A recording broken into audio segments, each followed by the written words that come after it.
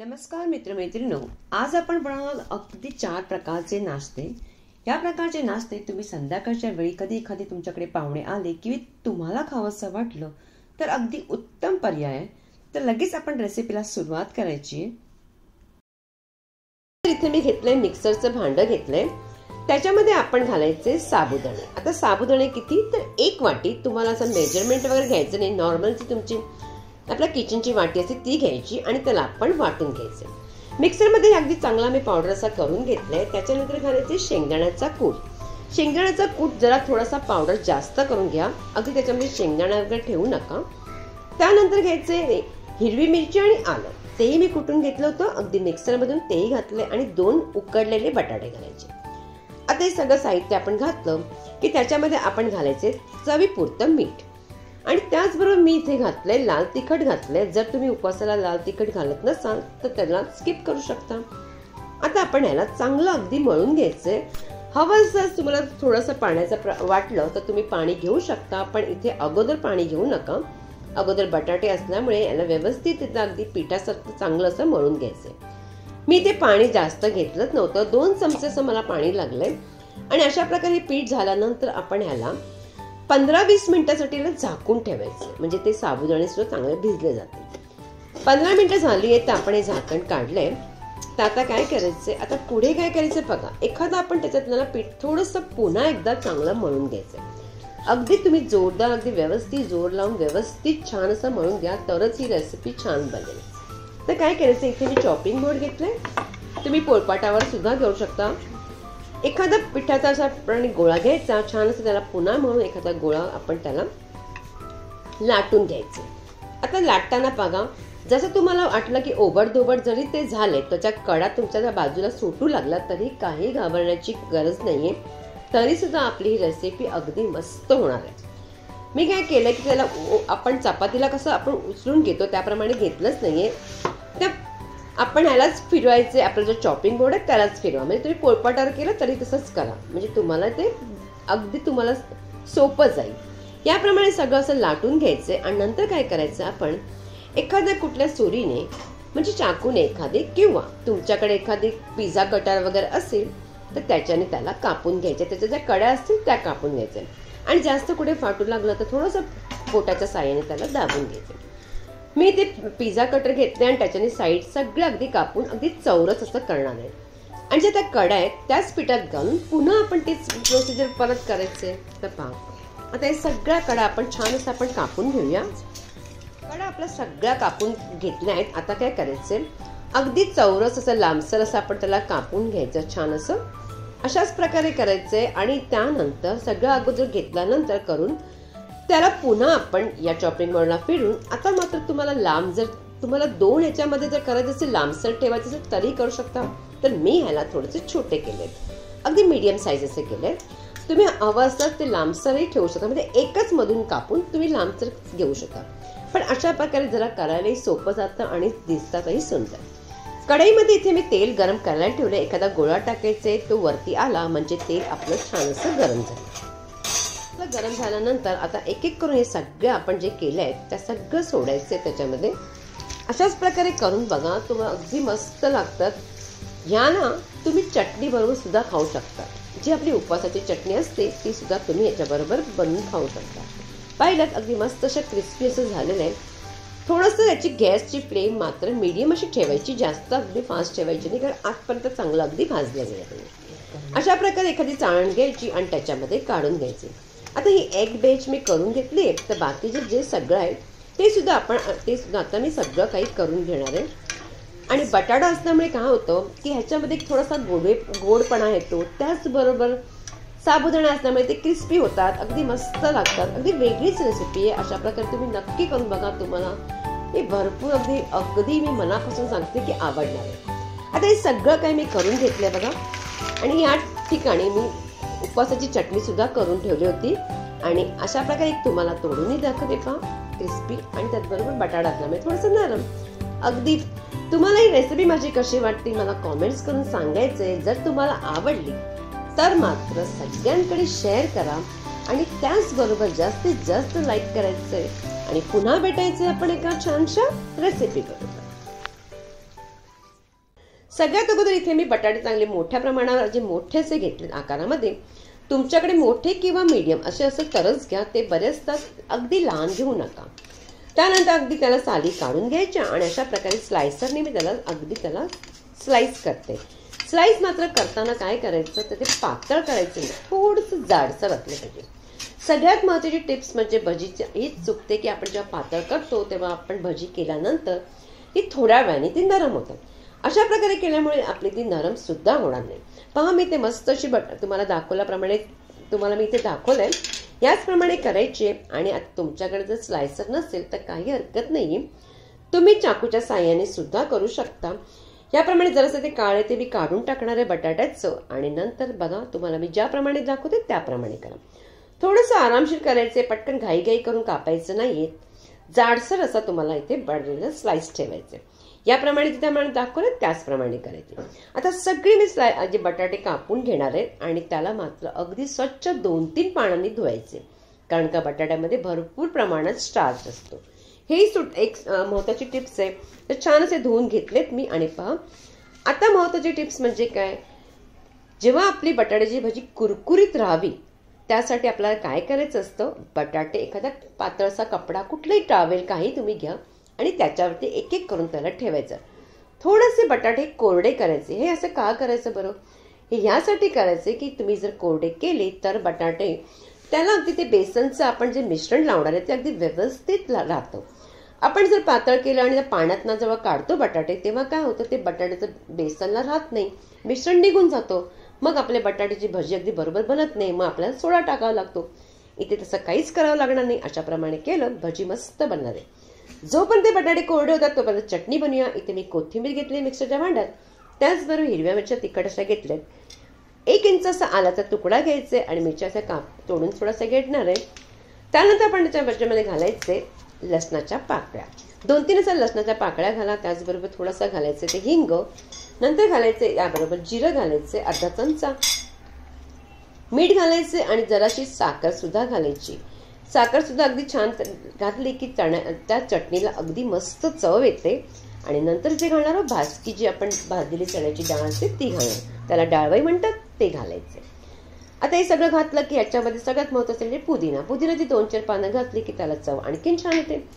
दही घालायचं 1 चमचा मोठं. आणि सगळं झालं की ह्याचं आपण चटणी बनवून घ्यायची. पण ही चटणी बनवल्यानंतर अगं थोडंसं हवं असं तुम्ही त्याला लिंबू पिळा, त्याच्याने सुद्धा आणखीन त्याची चव वाढते. आता हे लिंबू आपण पिळून झालंय तर आपण ह्याला आता मात्र एवढं मात्र करा, चटणी करताना बर्फ टाका किंवा थंड पाणी.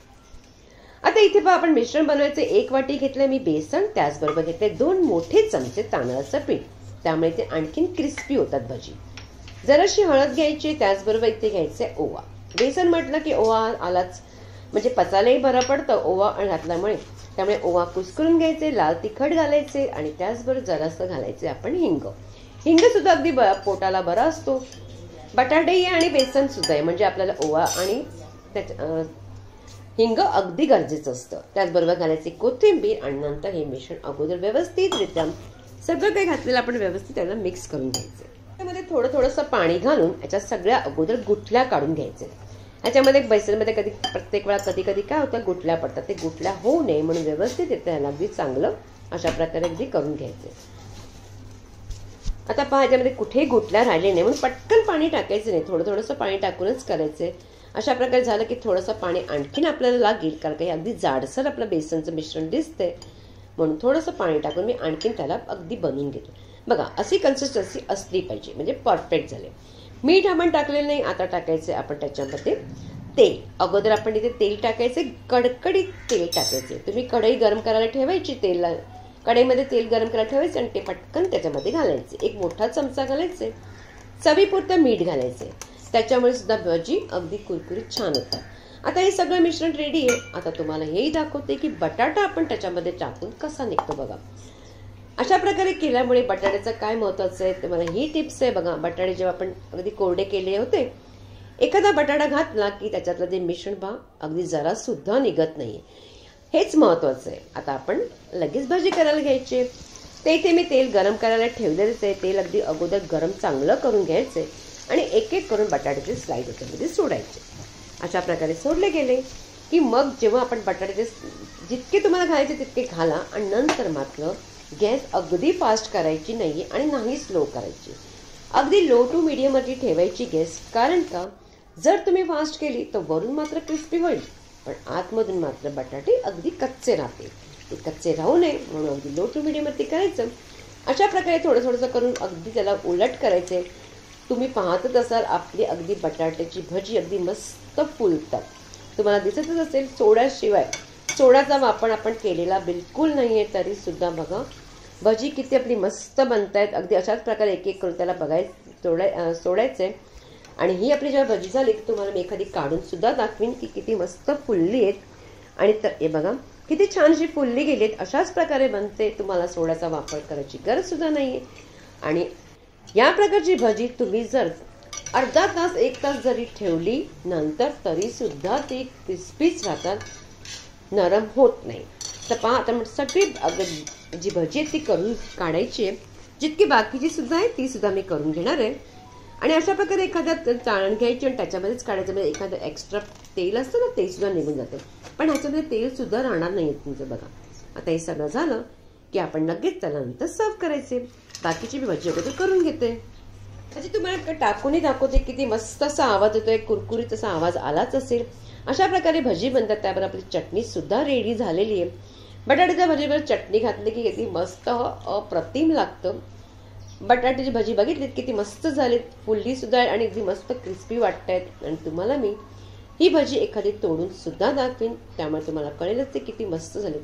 अशा प्रकारे फुलली नाही की आपोआप त्यात तुकड असं मध्ये अगदी होल्स पडतो आणि अशा प्रकारे तोडली जातात. बघा छान अशी आपली भजी रेडी झाली आहे. तर तुम्हाला डिश करून दाखवते. तर कशी वाटली माझी रेसिपी, आवडली का? आवडल्यास जास्तीत जास्त लाईक करायचे, प्रत्येकाकडे शेअर करायचे आणि पुन्हा भेटायचे आपण एका छानशा रेसिपी बरोबर. घेतले 1 वाटी घेतले मुगाची डाळ. मुगाची डाळ आपण चांगली अगोदर निवडून घ्यायची आणि नंतर त्याला चांगलं अगदी हाताने चोळून घ्यायचं. पाणी घालून 2-3 पाण्याने चांगलं चोळून अगदी त्याला कधी पावडर असतो जेव्हा विकायला आपण दुकानात जातो आपण घेऊन येतो तेव्हा त्याच्यामध्ये पावडर लागलेला असतो म्हणून चांगलं चोळून त्याला धुवायचं. 2-3 पाण्याने धुवायचे आणि नंतर आपण त्याच्यामध्ये पाणी घालायचं. पाणी त्याला चांगलं बुडेपर्यंत त्या वरपर घातलं तरी हरकत नाही आणि आता 2 तासासाठी त्याला ठेवून द्यायचे. जर तुम्हाला लवकर करायचं असेल तर थोडंसं कोमट पाणी घ्या. ते 1 तासातच भिजली जाईल. आणि तरी आपली डाळ चांगली भिजली की नाही तशा एखादी डाळ उचलायची आणि त्याला त्या बोटाने दाबायचं. ते अगदी 2 तुकडे होतात म्हणजे आपली डाळ व्यवस्थित भिजली गेली. आता या डाळीला आपण चाळणीमध्ये असं पाणी काढून घ्यायचंय त्याच्यामुळे जास्त अगदी पातळ होत नाही. आणि नंतर आपण पटकन त्याला मिक्सरच्या भांड्यामध्ये घालून वाटून घ्यायचे. आता इथे तुम्हाला पाणी घालण्याची काही गरज लागणार नाही. वाटलं की तुम्हाला थोडंसं जाडसर वाटतंय तर मात्र तुम्हाला थोडंसं पाणी घालायचं 1 चमचा. मी इथे एकदाच माझी चांगली व्यवस्थित डाळ वाटली गेली. तुमची जर जास्त असेल तर कमी अर्धा करून तुम्ही त्याला वाटून घ्यायचं. सगळी डाळ अगोदर काढून ठेवायची आणि ह्याला आपण बाजूला ठेवायचे. आता ही डाळ बाजूला ठेवून याच्यामध्ये तुम्हाला मी सांगितलंय की आपण एक छानसा मसाला बनवणार आहे की त्याच्यामुळे त्या मुगाच्या डाळीला अगदी चव येते. तर तो म्हणजे काय आहे तोही दाखवते. धणे, जिरं, बडीशेप आणि काळी मिरी. आता हे सगळ्यांना या जे मसाले आहेत ना अगदी मस्त लागतात. त्याला थोडंसं ना तव्यावरती भाजून घ्या. मी या थोड्या छोट्याशा फ्राईंग पॅनमध्ये भाजलं आणि नंतर मिक्सरमध्ये थंड करायचं आणि वाटून घ्यायचं. गरम गरम वाटायचं नाही. आणि बघा वाटून झालं याला बाजूला काढून ठेवले. आता ही डाळ व्यवस्थित या विस्करने किंवा हाताने जे तुम्हाला सोपं वाटतं योग्य वाटतं ते करा. व्यवस्थित अगदी छान असे त्याला अगदी पेटून घ्या. जितकं होईल ना तितकं पेटून घ्या. हात काही दुखत नाही कारण एवढं जडी होत नसतात. ती अगदी हलकी डाळ असल्यामुळे अगदी व्यवस्थित आपली फेटली जाते. डाळ छान असे फेटली गेले तर आता आपण काय घालायचं त्यात बाकीचे सगळे जिन्नस घालायची. इथे मी 1 कांदा बारीक चिरून घातलाय. त्याचबरोबर त्याचं क्रिस्पी होण्यासाठी तांदळाचं पीठ घातलंय 2 मोठे चमचे. हिरवी मिरची घालायचे. इथे तुम्हाला हवं असेल हिरवी मिरची आलट तुम्ही ठेचून घातलं किंवा वाटून घातलं तरी चालेल.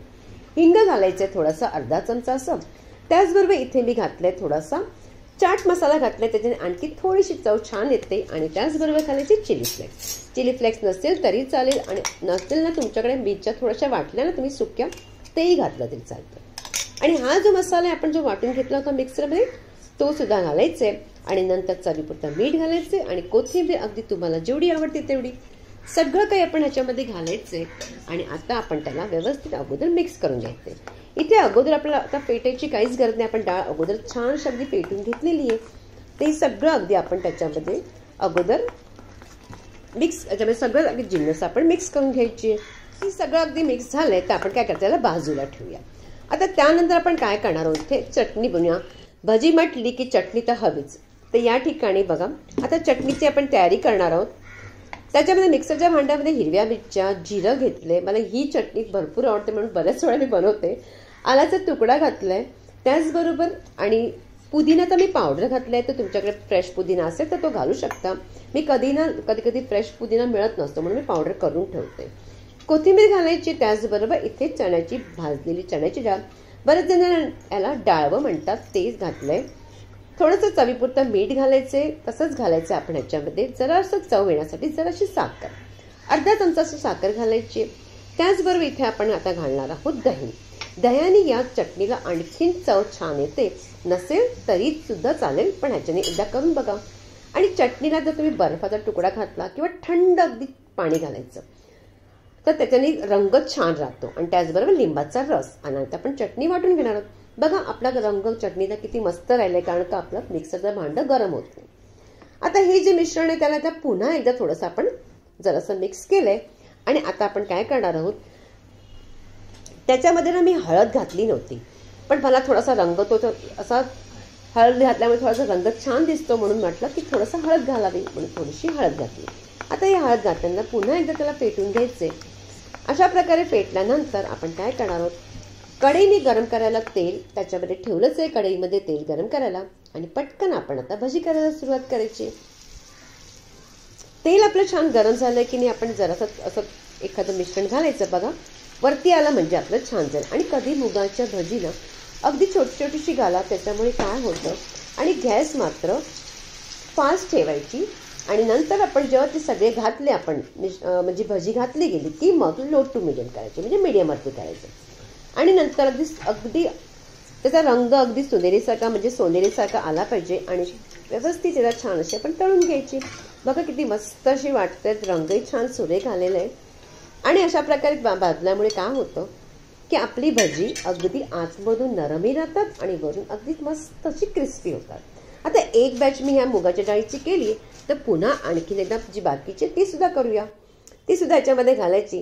तुम्ही मात्र भाजी अशाच प्रकारची छोटी बघा. कधी तुम्हाला हेही सांगते, तेलामध्ये जेव्हा आपण भजी सोडतो तेव्हा काय करायचं, पटकन त्याला झारा लावायचं नाही. 2-3 सेकंड थांबायची आणि नंतर झारा लावून व्यवस्थित त्याला अगदी आलटून पलटून करायचं.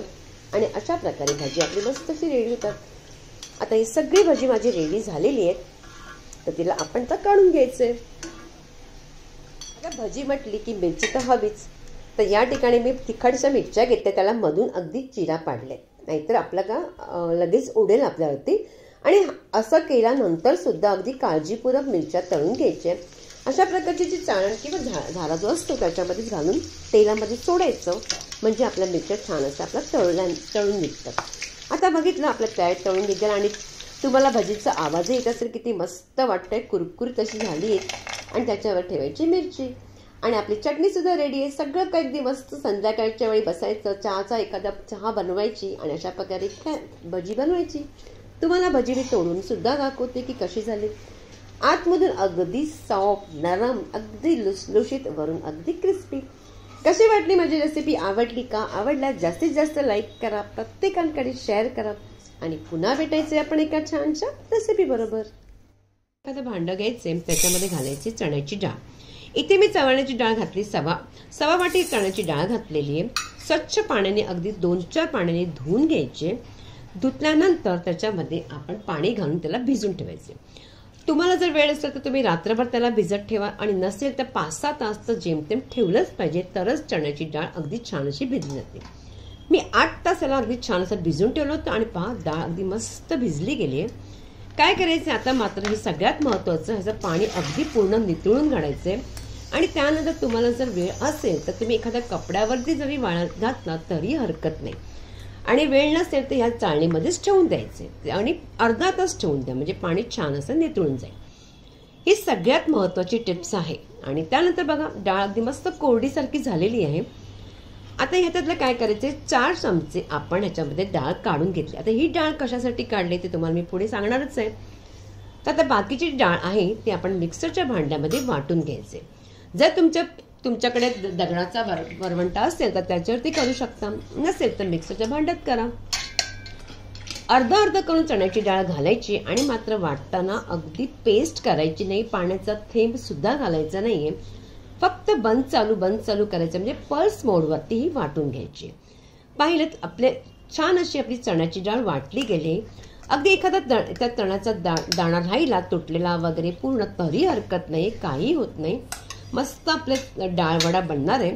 आता ही सगळी आपण वाटून घेतली, चण्याची डाळ काढून घ्यायची.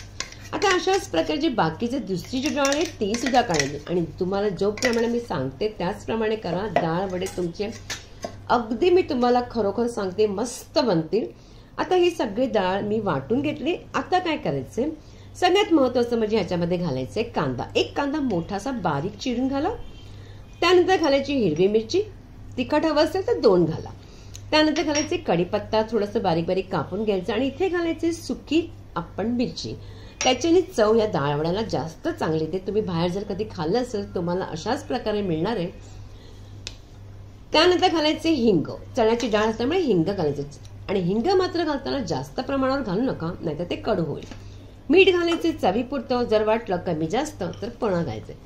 आता ह्या चण्याच्या डाळीला आपण का ठेवलं होतं ह्याच्यामध्ये घालायचे, कारण का प्रत्येक कधी तुम्ही बघितलं ज्यावेळी तुम्ही बाजारात खायला गेलात तर त्याच्यामध्ये थोडासा चण्याच्या डाळीचा डाळ आपल्याला मिळते. अशाच प्रकारे आपण घालायचे. त्यानंतर आपण सगळं मिश्रण अगदी मिक्स करून घ्यायचे, व्यवस्थित मिक्स करायचे. जर तुम्हाला एखादं मीठ कमी जास्त वाटलं तर पुन्हा आपण त्याला चाखून पुन्हा मीठ घालायचे. आता हे मला अगदी व्यवस्थित झालंय आपलं मिश्रण. काय आता पुढे काय करायचंय, सगळ्यात महत्वाचं ही टिप्स आहे. हातावरती अगोदर तेल लावा. तेल लावल्यानंतर एखादा गोळा उचलायचा आणि त्यानंतर अशा प्रकारे जसं आपण लाडू करतो ना त्याप्रमाणे करायचं. हाताच्या तळावरती ठेवायचं आणि दुसऱ्या हाताचा तो तळ आहे तो त्याच्यावरती दुसरा हात अशा प्रकारे दाबून टाकायचा. त्यामुळे काय होतो, तोच शेप जो आपण डाळवड्याचा असतो तोच शेप अगदी व्यवस्थित येतो आणि कुठेही आपलं डाळचं तुटत सुद्धा नाही डाळ. अशा प्रकारे आपण बाकीचं तुम्हाला दुसराही मी एखादा करून दाखवते. याचप्रमाणे करायचंय, तुमचा डाळवडा अगदी मस्त बनेल. आणि पहा आता हा दुसरा पण मी तसाच ठेवला आहे. अशाच प्रकारे बाकीचे बरेच ते तुम्हाला खायचे असतील ते तसे काढून तुम्ही ठेवू शकता. जर तुम्हाला वाटलं की थोडंसं नंतर आपण करायचे तर थोडंसं पीठ तुम्ही मिश्रण आपण फ्रीजमध्ये ठेवू शकतो. आता हे मी बाकीचे सगळे आता करून घेतलेत. कढई मी तेल गरम करायला ठेवलंच होतं. थोडासा गोळा घालून बघितलं तेल छान गरम झालंय तर तो गोळा काढणार आहे. आणि आता गॅसची आपण फ्लेम मीडियम ठेवायची आणि नंतर एक एक वडा आपण सोडायचा.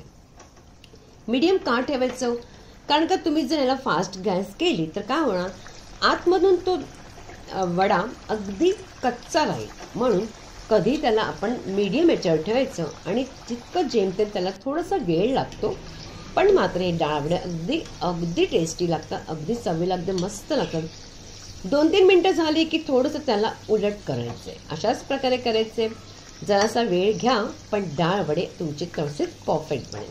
बघा आपण त्याला 2-3 मिनिटांनंतर उलट केले. आता अशाच मीडियम याच्यावरती ठेवायचे.